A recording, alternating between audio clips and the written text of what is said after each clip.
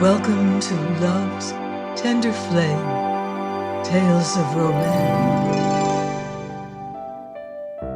I'm Mardell, reading Roast Beef Medium by Edna Ferber.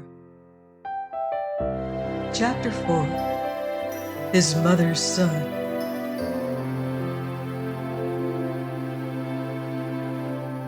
Full?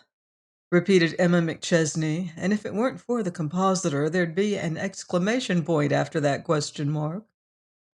Sorry, Mrs. McChesney, said the clerk, and he actually looked it. But there's absolutely nothing stirring. We're full up. The Benevolent Brotherhood of Bisons is holding its regular annual state convention here. We're putting up cots in the hall.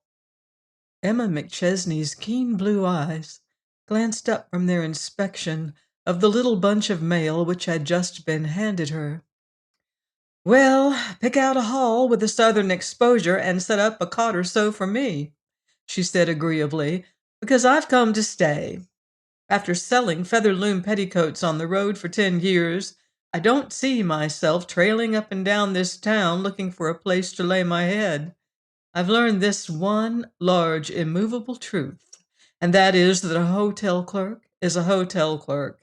It makes no difference whether he is stuck back of a marble pillar and hidden by a gold vase full of 36-inch American Beauty roses at the Knickerbocker, or setting the late fall fashions for men in Galesburg, Illinois. By one small degree was the perfect poise of the peerless personage behind the register jarred, but by only one. He was a hotel night clerk. It won't do you any good to get sore, Mrs. McChesney, he began suavely. Now a man would— But I'm not a man, interrupted Emma McChesney. I'm only doing a man's work and earning a man's salary and demanding to be treated with as much consideration as you'd show a man. The personage busied himself mightily with a pen and a blotter and sundry papers, as is the manner of personages when annoyed. I'd like to accommodate you. I'd like to do it. Cheer up, said Emma McChesney. You're going to. I don't mind a little discomfort. Though I want to mention in passing that if there are any lady bisons present, you needn't bank on doubling me up with them. I've had one experience of that kind. It was in Albia, Iowa. I'd sleep in the kitchen range before I'd go through another.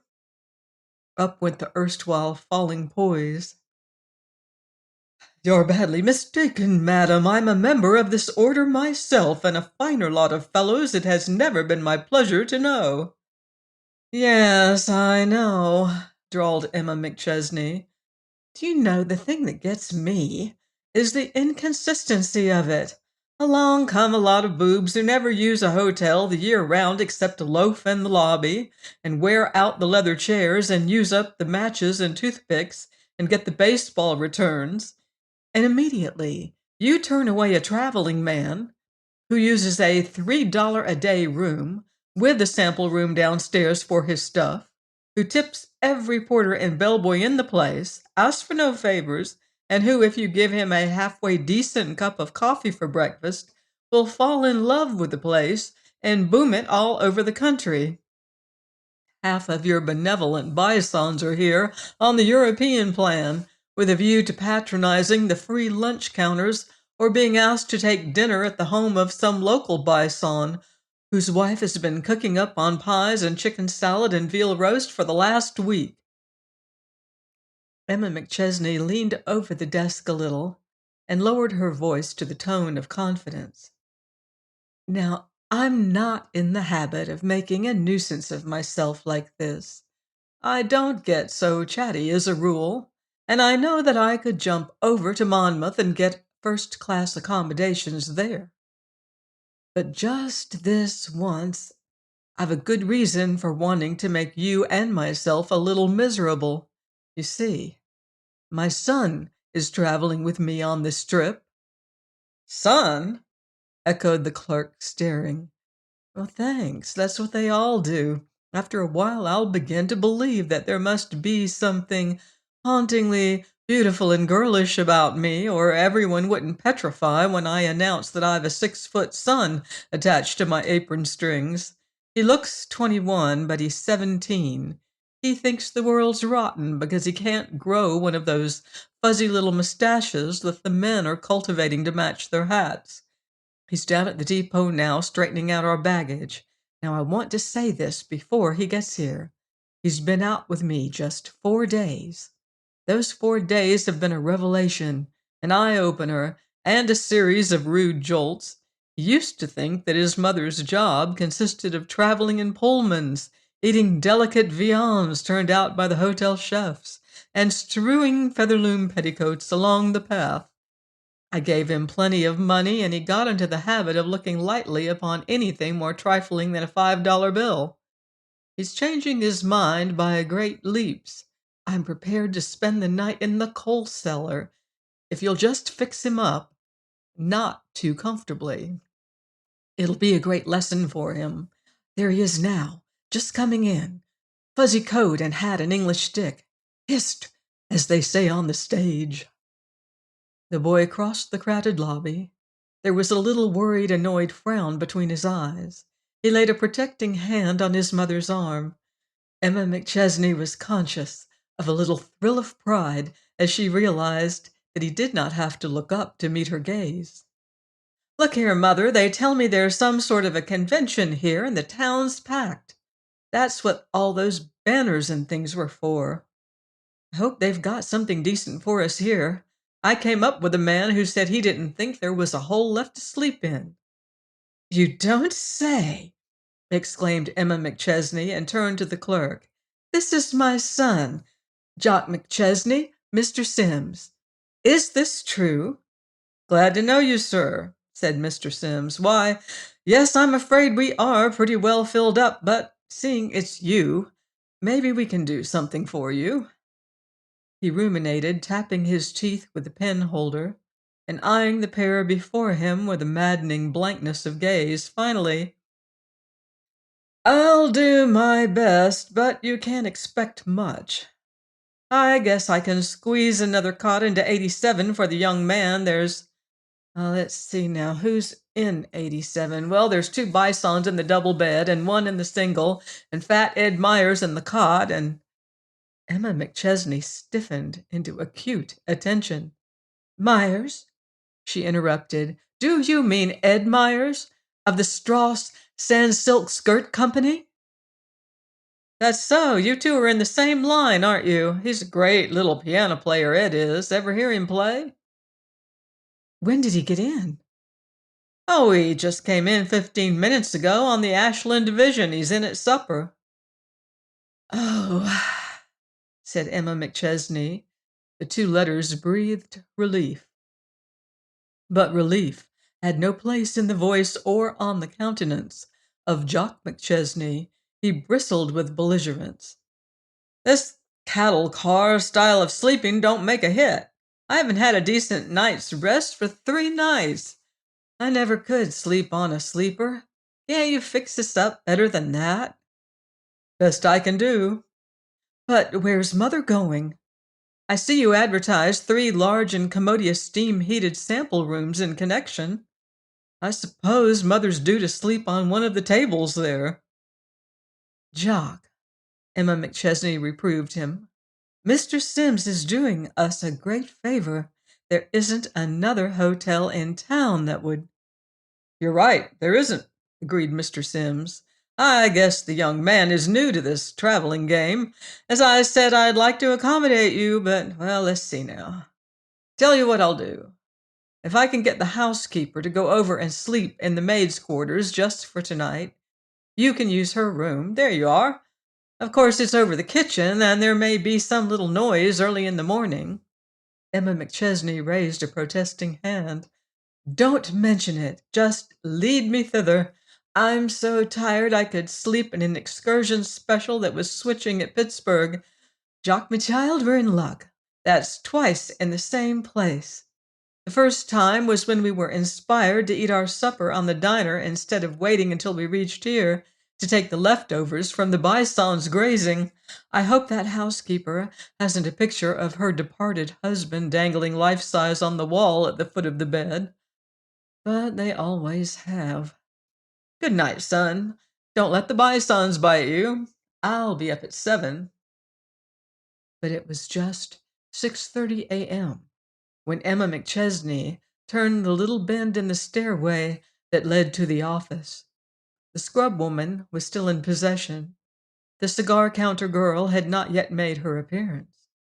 There was about the place a general air of the night before. All but the night clerk. He was as spruce and trim and alert and smooth-shaven as only a night clerk can be after a night's vigil.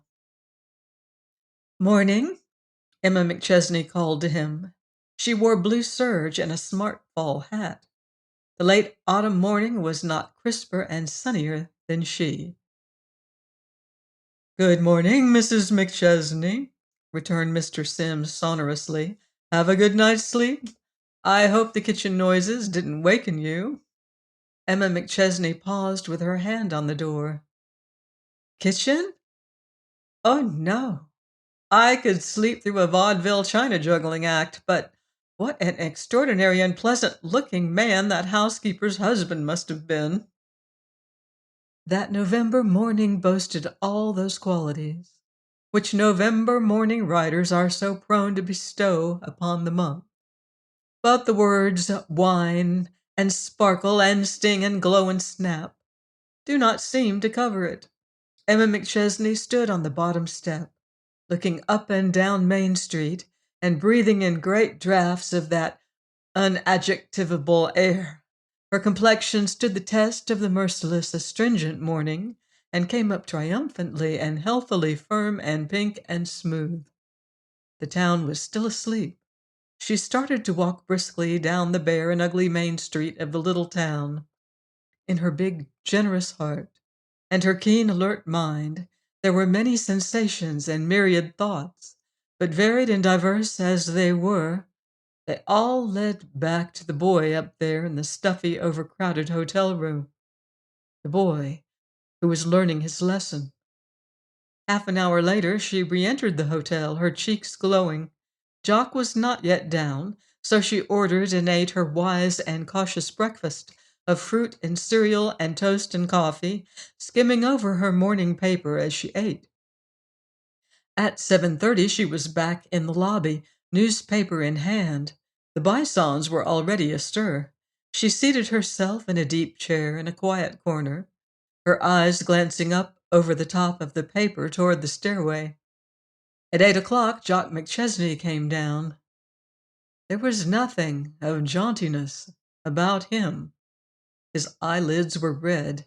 His face had the doughy look of one whose sleep has been brief and feverish. As he came toward his mother, you noticed a stain on his coat and a sunburst of wrinkles across one leg of his modish brown trousers. "Good morning, son," said Emma McChesney. "Was it as bad as that?" Jock McChesney's long fingers curled into a fist. "Say," he began, his tone venomous, "do you know what those "Say it," commanded Emma McChesney. "I'm only your mother. If you keep that in your system, your breakfast will curdle in your stomach." Jock McChesney said it. I know no phrase better fitted to describe his tone than the old favorite of the erotic novelties. It was vibrant with passion. It breathed bitterness. It sizzled with savagery. Alliteration is useless. "Well," said Emma McChesney encouragingly, "go on." "Well," gulped Jock McChesney and glared, "those two double-bedded bloomin' blasted bisons came in at 12, and the single one about 15 minutes later. They didn't surprise me. There was a herd of about 93 of 'em in the hall, and all saying good night to each other and planning where they'd meet in the morning and the time and the place and the probable weather conditions. For that matter, there were droves of 'em pounding up and down the halls all night. I never saw such restless cattle. If you'll tell me what makes more noise in the middle of the night than the metal disc of a hotel key banging and clanging up against a door, I'd like to know what it is. My three bisons were all dolled up with full ribbons and badges and striped paper canes. When they switched on the light, I gave a crack imitation of a tired working man trying to get a little sleep. I breathed regularly and heavily with an occasional moaning snore. But if those two hippopotamus bisons had been alone on their native plains, they couldn't have cared less. They bellowed and pawed the earth and threw their shoes around and yawned and stretched and discussed their plans for the next day and reviewed all their doings of that day. Then one of them said something about turning in, and I was so happy I forgot to snore. Just then another key clanged at the door. In walked a fat man in a brown suit and a brown derby, and stuff was off. "That," said Emma McChesney, "would be Ed Myers of the Strauss Sans Silk Skirt Company." "None other than our hero." Jock's tone had an added acidity. "It took those four about 2 minutes to get acquainted. In 3 minutes they had told their real names, and it turned out that Myers belonged to an organization that was a second cousin of the Bisons. In 5 minutes they had got together a deck and a pile of chips and were shirt-sleeving it around a game of pinochle. I would doze off to the slap of cards and the click of chips and wake up when the bellboy came in with another round, which he did every 6 minutes. When I got up this morning, I found that fat Ed Myers had been sitting on the chair over which I trustingly had draped my trousers. This sunburst of wrinkles is where he mostly sat. This spot on my coat is where a bison drank his beer." Emma McChesney folded her paper and rose smiling. "It is sort of trying, I suppose, if you're not used to it." "Used to it!" shouted the outraged Jock. "Used to it! Do you mean to tell me there's nothing unusual about—" "Not a thing. Oh, of course, you don't strike a bunch of bisons every day, but it happens a good many times. The world is full of ancient orders, and they're everlastingly getting together and drawing up resolutions and electing officers. Don't you think you'd better go into breakfast before the bisons begin to forage? I've had mine." The gloom which had overspread Jock McChesney's face lifted a little. The hungry boy in him was uppermost. "That's so. I'm going to have some wheat cakes and steak and eggs and coffee and fruit and toast and rolls." "Why slight the fish?" inquired his mother. Then, as he turned toward the dining room, "I've got 2 letters to get out. Then I'm going down the street to see a customer. I'll be up at the Salzburg Stein department store at 9 sharp. There's no use trying to see old Schultzberg before 10, but I'll be there anyway, and so will Ed Myers, or I'm no skirt salesman. I want you to meet me there. It will do you good to watch how the overripe orders just drop kerplunk into my lap. Maybe you know Sulzbergenstein's big store? No? Well, that's because you've always lived in the city. Old Sulzberg sends his buyers to the New York market twice a year. And they need 2 floor managers on the main floor now. The money those people spend for red and green decorations at Christmas time, and apple blossoms and pink crepe paper shades in the spring, must be something awful. Young Stein goes to Chicago to have his clothes made, and old Sulzberg likes to keep the traveling men waiting in the little anteroom outside his private office. Jock McChesney finished his huge breakfast, strolled over to Sulzbergenstein's, and inquired his way to the office, only to find that his mother was not yet there. There were 3 men in the little waiting room. One of them was Fat Ed Myers. His huge bulk overflowed the spindle-legged chair on which he sat. His brown derby was in his hands. His eyes were on the closed door at the other side of the room. So were the eyes of the other 2 travelers. Jock took a vacant seat next to Fat Ed Myers so that he might, in his mind's eye, pick out a particularly choice spot, upon which his hard young fist might land if only he had the chance.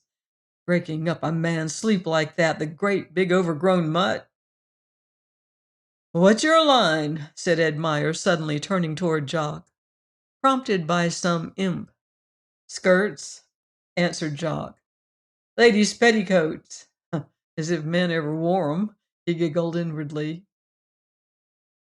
Ed Myers shifted around in his chair so that he might better stare at this new foe in the field. His little red mouth was open ludicrously. "Who are you out for?" he demanded next. There was a look of Emma McChesney on Jock's face.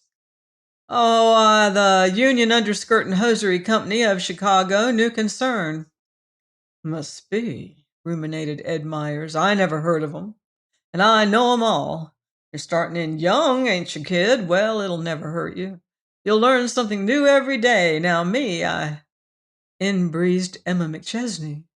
Her quick glance rested immediately upon Myers and the boy. And in that moment, some instinct prompted Jock McChesney to shake his head ever so slightly and assume a blankness of expression. And Emma McChesney, with that shrewdness which had made her one of the best salesmen on the road, saw and miraculously understood. "How do, Mrs. McChesney?" grinned fat Ed Myers. "You see, I beat you to it." "So I see," smiled Emma cheerfully. "I was delayed. Just sold a nice little bill to Watkins down the street." She seated herself across the way and kept her eyes on that closed door.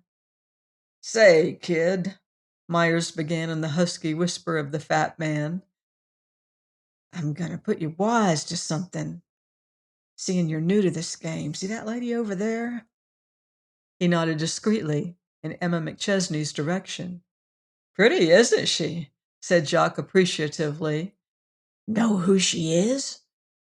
"Well, she does look familiar, but come on now, quit your bluffing. If you'd ever met that dame, you'd remember it. Her name's McChesney, Emma McChesney, and she sells T.A. Buck's Featherloom petticoats.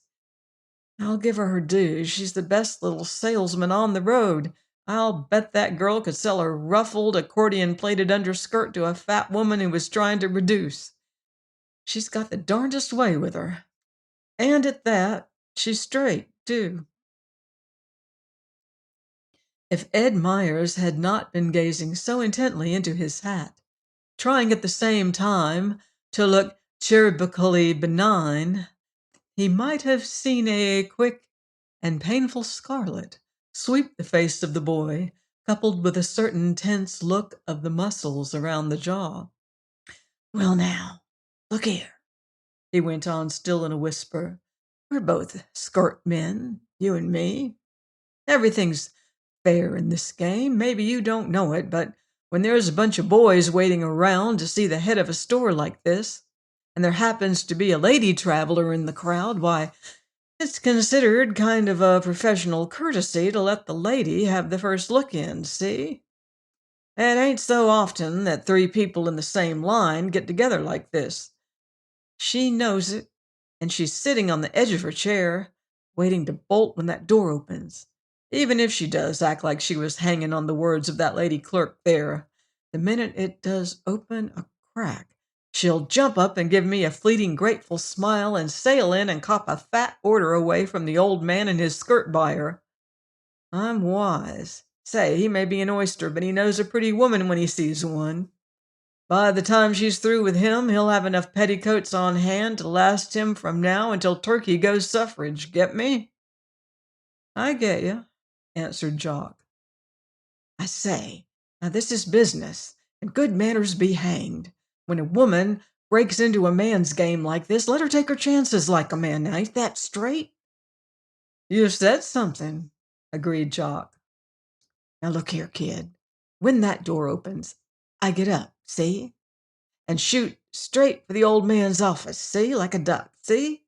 Now, I may be fat, kid, but I'm what they call light on my feet. And when I see an order getting away from me, I can be so fleet that I have Diana looking like an old Weston doing a stretch of muddy country road on a coast-to-coast hike, see? Now, you help me out on this, and I'll see that you don't suffer for it. I'll stick in a good word for you, believe me. You take the word of an old stager like me, and you won't go far." The door opened. Simultaneously, three figures sprang into action. Jock had the seat nearest the door.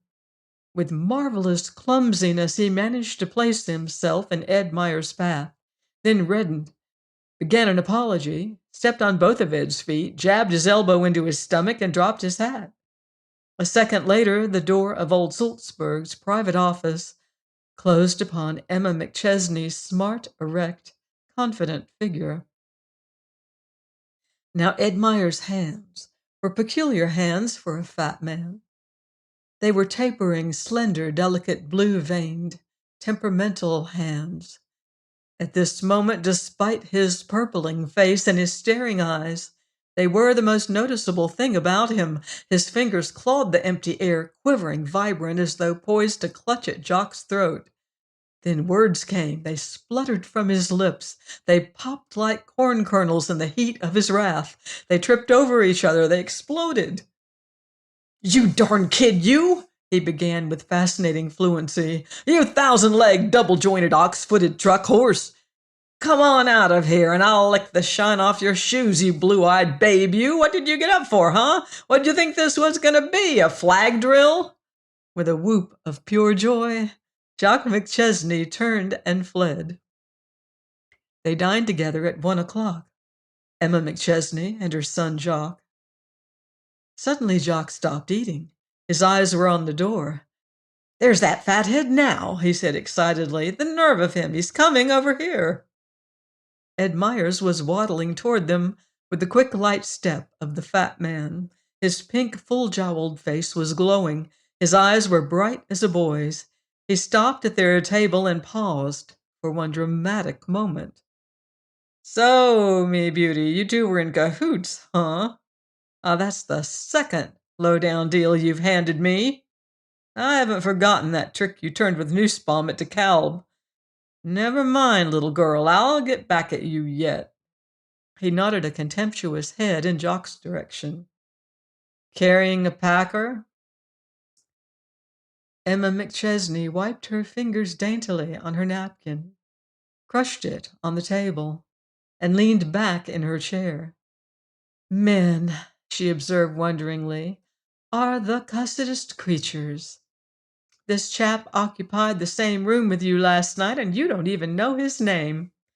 Funny, if two strange women had found themselves occupying the same room for a night, they wouldn't have got to the kimono and back hair stage before they would not only have known each other's name, but they'd have tried on each other's hats, swapped corset cover patterns, found mutual friends living in Dayton, Ohio, taught each other a new Irish crochet stitch, showed their family photographs, told how their married sister's little girl nearly died with swollen glands, and divided off the mirror into two sections to paste their newly washed handkerchiefs on. Don't tell me men have a genius for friendship." "Well, who is he?" insisted Ed Myers. "He told me everything but his name this morning.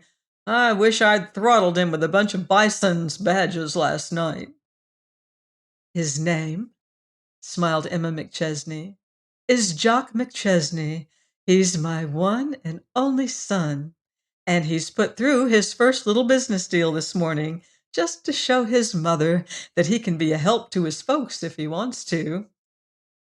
Now, Ed Myers, if you're going to have apoplexy, don't you go and have it around this table. My boy is only on his second piece of pie, and I won't have his appetite spoiled." Join me next week on Love's Tender Flame for another romantic chapter of Roast Beef Medium by Edna Ferber. Until then, love deeply and live beautifully.